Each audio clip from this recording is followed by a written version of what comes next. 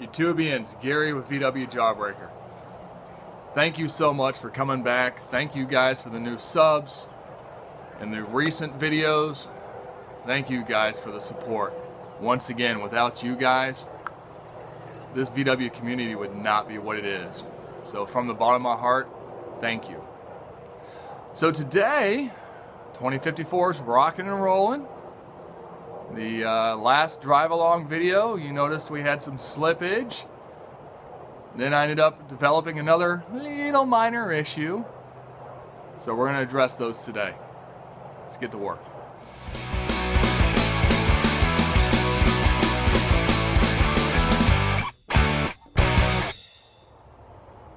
Alright guys, welcome to the bench. Some stuff you can see, some stuff you can't. We'll get to this, don't worry. So the first things first, clutch slippage. Here we have a stock pressure plate. You notice the springs. This is what I was running in the car before. Worked fine with that 1641. Didn't work so well with the 1915, so I upgraded the disc to a Cushlock disc. Cushlock disc is solid here, no springs, so it's more rigid and the material's a little better. Okay? We chucked this out, we're running that now. There's the stock. This is actually another Sachs pressure plate. This is a stock performance pressure plate, stock weight. We're getting rid of this. We need more clamping power. We're going to a stage 1. Notice how it's got, we got more fingers. There we go. Got more fingers around here. So the clamping force is stronger. Honestly, I really doubt most people need more than a stage 1 pressure plate. A good disc, stage 1 pressure plate will handle most everything. A lot of problems people have is they put too much clutch in. They put a stage 2 and stage 3, and there's really no need for it.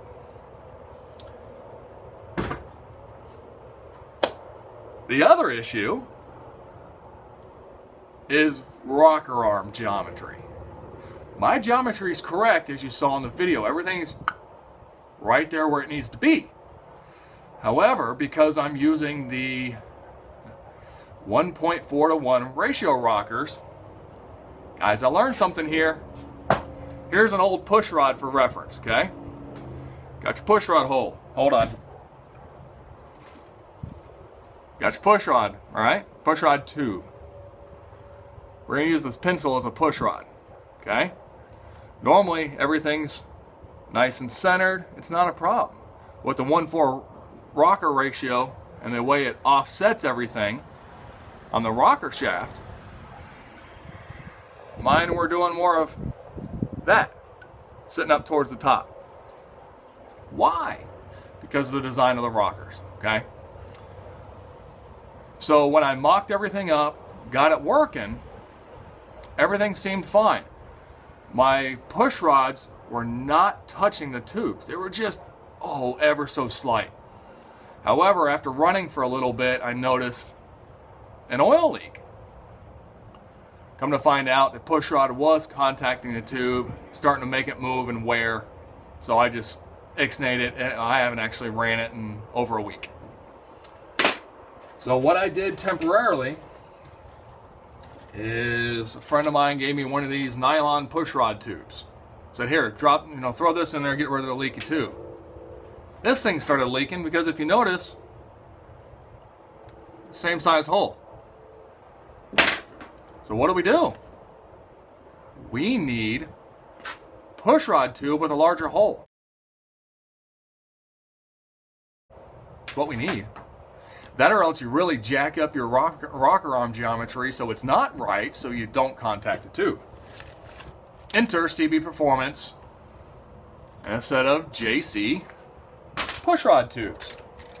These push rod tubes are spring loaded, and I know I'm going to probably get a little bit of slack from that, but the way they're designed, they actually work fantastic. And it'll solve the other issue. Okay, here's your spring or your push rod tube, right? Sizes are the same, right? Yep, they're the same. Let's go to the other end, the head end.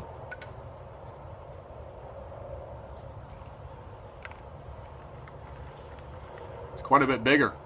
And there's no accordion there. That's a big mouth pushrod tube, or racing pushrod tube, if you will. These are going to be the ticket for down below, and the pressure plate is going to be ticket too.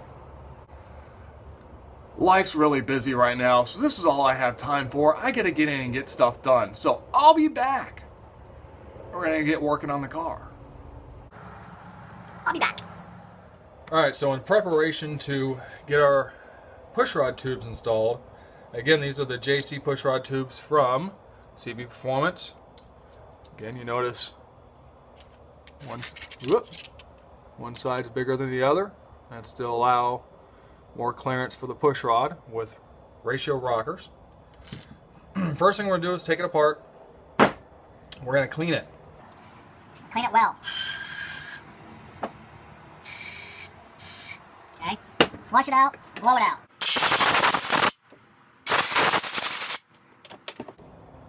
The reason you want to do that is you don't want any material from machining or whatever else inside there. You want it perfectly clean.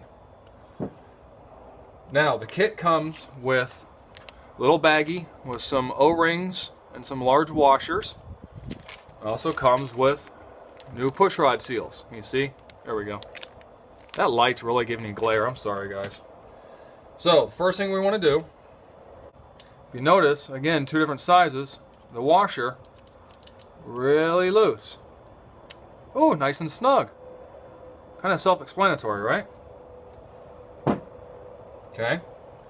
We've got two grooves, two O-rings.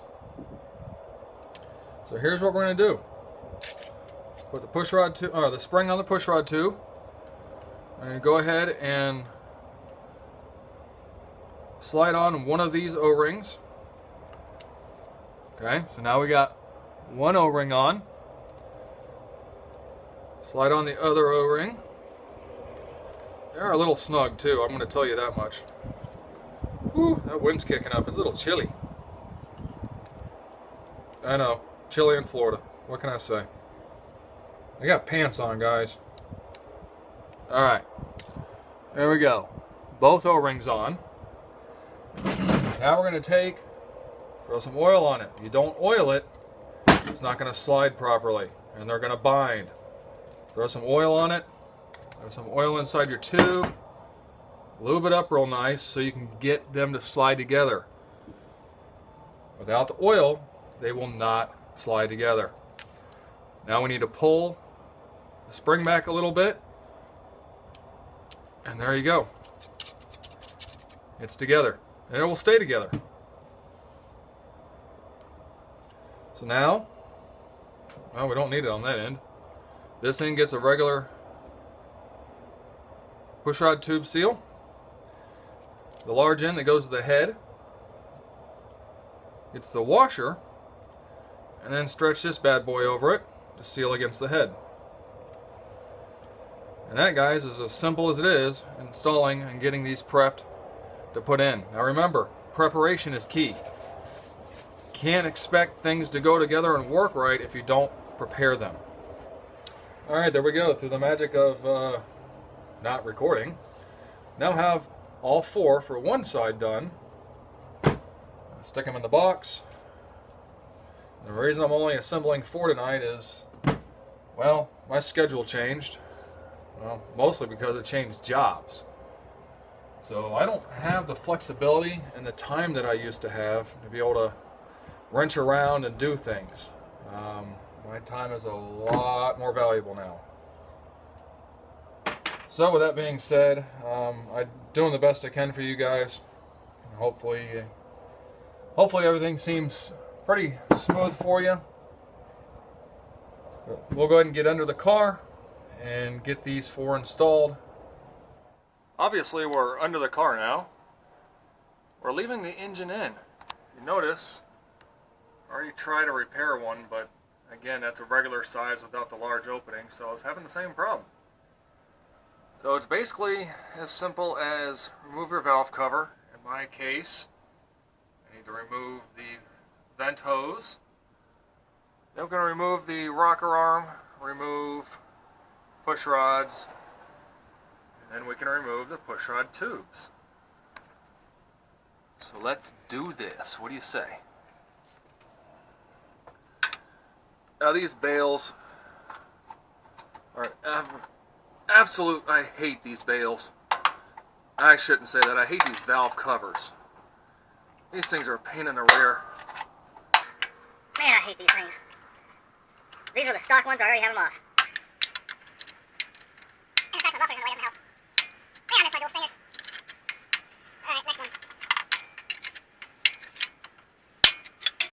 There we go. Now we're cooking. And dripping. Man, that muffler's right there in the way. Come on. There we go. Use the valve cover as a drip tray. Alright, so there we go. That's our rocker arm assembly. Just, grab a 13mm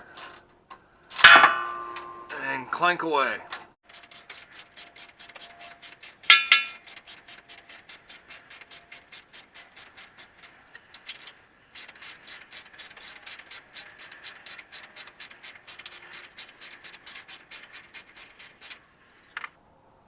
Alright, remove your nuts. Remove your washers. You can go ahead and remove your rocker arm assembly. That thing's really on there. There it goes. One thing I've noticed about these things have to be perfectly lined up for them to go on. Alright. Rocker arm assembly's off. Pull push rods out. And don't hit the camera. My bad. Can you see? I sure hope so, because I'm not doing this again. Actually, I am doing this again on the other side. Alright, there we go. Now on my engine, I'm running lash caps on the valves because of the stainless valves. And I just did all this, so tip on that, a little bit of all-purpose grease to help hold them on, because if not, they'll fall right off, and they're a livid pain. That helps dramatically. Dramatically? It helps. On this engine, apparently. That thing's in there. Man, I keep bumping you. Will you watch out? Maybe you should put some safety glasses on.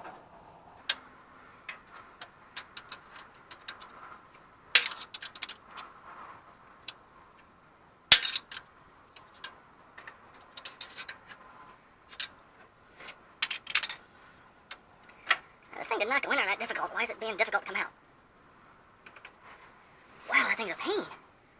Don't even fit right, and it's a pain. I don't even care if I break this thing. Piece of junk and it didn't even work.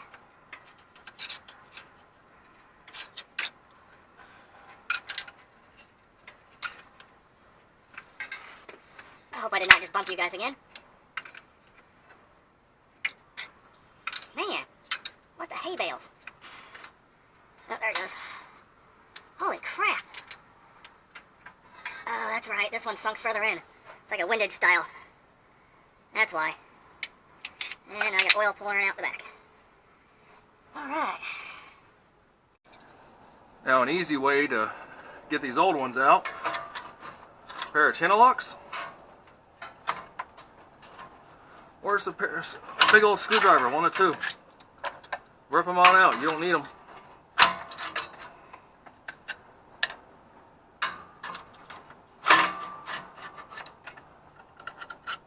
Huh, no turning back now, is there?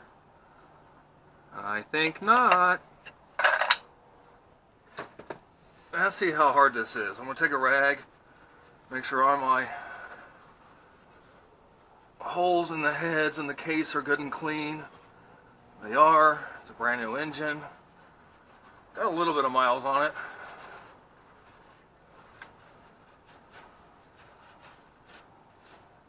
Let's do the back one first since it's leaking the most. Go over top. Holy crap, that spring is tight. Gotta make sure you don't screw up the seal either. Wow, that's in there.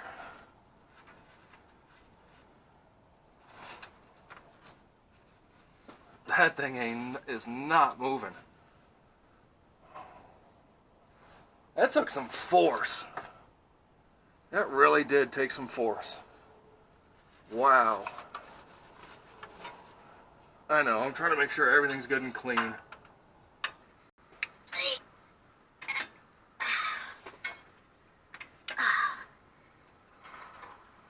Wow.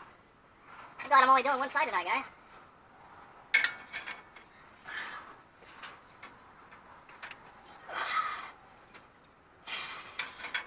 Now my header's in the way. I was wondering if that was going to be a problem. Let's try this. Hey, there we go. Hey, crap.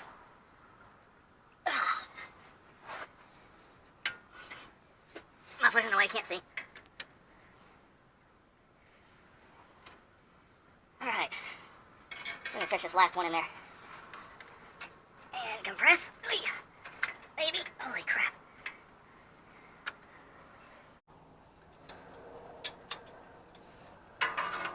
I want to rotate them just a little bit. Make sure they're seated properly. I know. Might mark them up, but not really all that worried about that.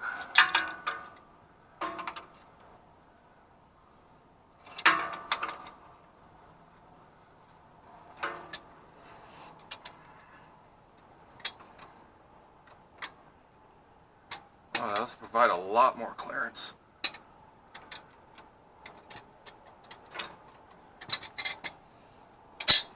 A lot more clearance. And now I got a kink in my neck. Now it's just reverse. Push rod. Push rod. Push rod. And fourth push rod.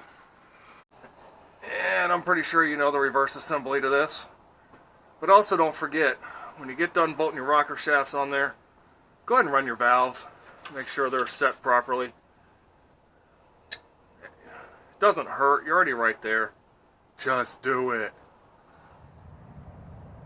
And it's all back together. Just remember, hold on, when you go and reassemble, make sure to put the spring side by the case. See? Spring, no spring. I'm not getting any closer than that because I've already ran the engine and they don't leak. Now I have the 3/4 side to do. Yay for me. So that's it. It's done. No more leaks. Push rods clear the tubes. We are good to go. Except for I just realized I still have to swap out the pressure plate. So I'm going to get onto that next. And as you see, different shirt because it's a different day and it's late at night. And I might be waking up the kids. So on that note, you guys have a wonderful day. Take care. Thank you for stopping in. I appreciate the support. Be kind to others. We'll catch you on the next one, guys. Be good.